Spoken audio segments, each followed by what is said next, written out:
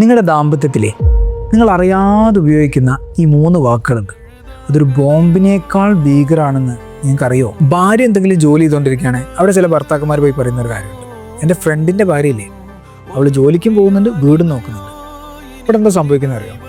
നിങ്ങൾ മറ്റൊരാളെങ്ങനെ പുകഴ്ത്തി പറയുന്ന സമയത്ത് നിങ്ങളുടെ പങ്കാളിയെ മാനസികമായി കൊല്ലുകയാണ്.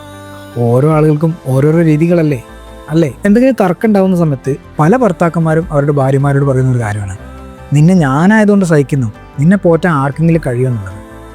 ഇവിടെ എന്താ സംഭവിക്കുന്നത് വെച്ചാൽ, ഞാനുള്ളത് കൊണ്ട് നീ ജീവിക്കുന്നു, ഞാനുള്ളത് കൊണ്ട് നീ രക്ഷപ്പെട്ടു എന്നൊരു ടോക്സിക് സ്വഭാവമാണ്.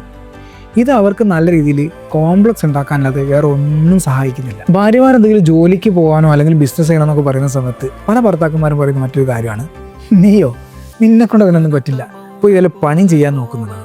ദയവ് ചെയ്ത് സപ്പോർട്ട് ചെയ്തിട്ടില്ലെങ്കിലും അവർക്കുള്ള കോൺഫിഡൻസ് കളയാതിരിക്കുക. നമുക്ക് എവിടെയെങ്കിലും ഒരു മുറിവ് പറ്റിക്കഴിഞ്ഞാൽ അത് തീർച്ചയായിട്ടും ഉണങ്ങും.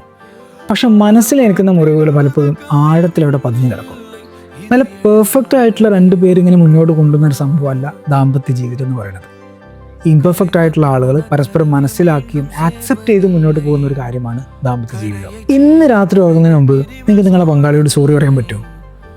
ഈ വീഡിയോ ഒന്ന് ഷെയർ ചെയ്ത് കൊടുക്കാൻ പറ്റുമോ? അങ്ങനെയാണെങ്കിൽ മനസ്സിലാക്കാം നിങ്ങളുടെ ബന്ധം ഇന്നും മനോഹരമാണെന്നും സജീവമാണ്.